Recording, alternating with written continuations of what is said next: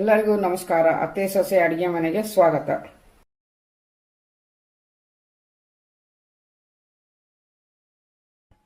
ಈ ವಿಡಿಯೋದಲ್ಲಿ ಟೊಮೊಟೊ ಈರುಳ್ಳಿ ಬಳಸ್ಕೊಂಡು ತಿಳಿಸಾರು ಹೇಗೆ ಮಾಡೋದು ಅಂತ ತೋರಿಸ್ಕೊಡ್ತೀನಿ.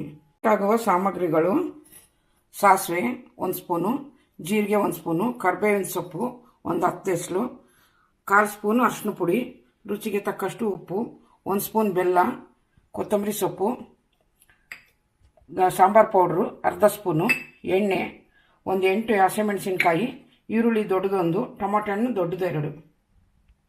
ಸಣ್ಣದೊಂದು ಕುಕ್ಕರ್ ತೊಗೊಂಡಿದ್ದೀನಿ. ಅದಕ್ಕೊಂದು ಅರ್ಧ ಲೋಟ ನೀರು ಹಾಕ್ಕೊತೀನಿ. ಒಂದು 4 ಹಸಿಮೆಣಸಿನ್ಕಾಯಿ ಹಾಕಿದ್ನಲ್ಲ, ಅದನ್ನ ಹಿಡಿದು ಹಂಗೆ ಹಾಕ್ತಾಯಿದ್ದೀನಿ. 8 ಹಸಿಮೆಣಸಿನ್ಕಾಯಿ, ಟೊಮೊಟೊ ಹಣ್ಣು ಹೆಚ್ಚಿಟ್ಟಿದ್ನಲ್ಲ 2.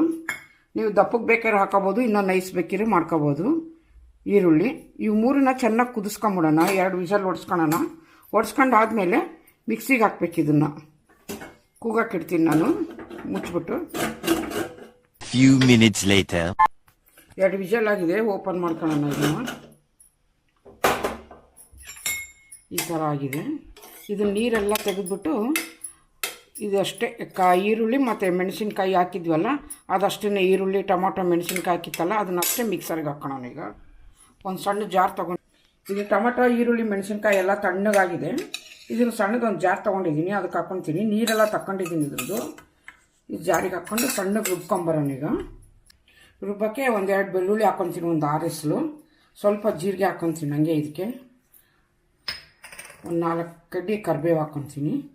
ಮುಚ್ತೀನಿ. ಈಗ ಮುಚ್ಕೊಂಬಿಟ್ಟು ಇದು ಮಾಡ್ಕೊಂಡು ಮಿಕ್ಸಿಗೆ ಇದು ರುಬ್ಕೊಂಬಂದಿದ್ದೀನಿ. ಒಂದು ಸಣ್ಣ ಬಟ್ಲಿಗೆ ತಗೊತೀನಿ. ಈಗ ಇಷ್ಟಾಗಿದೆ. ಇಷ್ಟು ನೈಸ್ ಆದರೆ ಸಾಕು.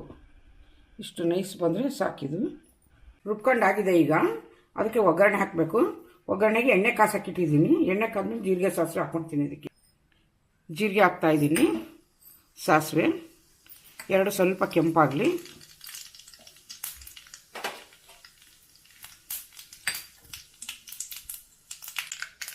ಇಷ್ಟಾದರೆ ಸಾಕಿದ್ನ ಹಾಕಿ ಮಾಡ್ಕೊತೀನಿ. ನಾನೀಗ ರುಬ್ಕೊಂಡಿರೋದೆಲ್ಲ ಒಂದು ಪಾತ್ರೆಗೆ ಹಾಕ್ಕೊಂಡಿದ್ದೀನಿ. ಅದ್ರ ನೀರು ತೆಗೆದಿಟ್ಟಿದ್ದನ್ನು ಇದಕ್ಕೆ ಹಾಕಿದ್ದೀನಿ. ಇನ್ನೂ ಸ್ವಲ್ಪ ತೆಳ್ಳಗೆ ಬೇಕಂತಂದರೆ ನೀವು ಇನ್ನೂ ಬೇರೆ ನೀರನ್ನ ಮಿಕ್ಸ್ ಮಾಡ್ಕೋಬೋದು. ನಾನು ಇಷ್ಟಕ್ಕೆ ಮಾಡ್ತಾಯಿದ್ದೀನಿ. ಇದಕ್ಕೊಂದು ಸ್ವಲ್ಪ ಸಾಂಬಾರು ಪೌಡ್ರ್ ಹಾಕ್ತಾಯಿದ್ದೀನಿ. ಸ್ವಲ್ಪ ಬೆಲ್ಲ, ಬರೀ ಟೊಮಾಟೊ ಹಣ್ಣು ಇರೋದ್ರಿಂದ ಸ್ವಲ್ಪ ಬೆಲ್ಲ ಬೇಕಿದ್ದಕ್ಕೆ ಜಾಸ್ತಿ. ಸ್ವಲ್ಪ ಅರಿಶಿನ ಪುಡಿ 1/4 ಸ್ಪೂನಷ್ಟು, ಸ್ವಲ್ಪ ಉಪ್ಪು. ಚೆನ್ನಾಗಿ ಕುದಿಲಿ ಇದು. ಈಗ ಒಗ್ಗರಣೆ ಹಾಕಿಟ್ಟಿದ್ನಲ್ಲ ಈಗ ಹಾಕ್ಕೊತೀನಿ ನಾನು ಇದಕ್ಕೀಗ. ಇದೆಲ್ಲ ಚೆನ್ನಾಗಿ ಕುದಿಲಿ ಇದು.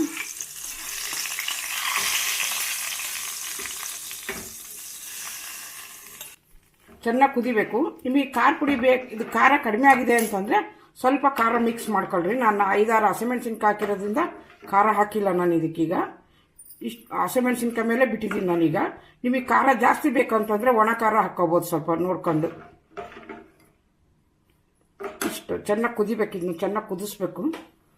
2 ನಿಮಿಷ ಚೆನ್ನಾಗಿ ಕುದಿಸ್ಕೊಂಡಿದ್ದೀನಿ. ಇಷ್ಟು ತುಂಬ ಮಂದವಾಗೋ ಇಲ್ಲ, ತುಂಬ ನೀರಾಗೋ ಇಲ್ಲ, ಮೀಡಿಯಮ್ ಆಗಿದೆ ಇದು. ಇದಕ್ಕೆ ಸ್ವಲ್ಪ ಕೊತ್ತಂಬರಿ ಸೊಪ್ಪು ಹಾಕ್ಕೊತೀನಿ. ಗ್ಯಾಸ್ ಬಂದ್ ಮಾಡ್ಕೊತೀನಿ ನಾನೀಗ.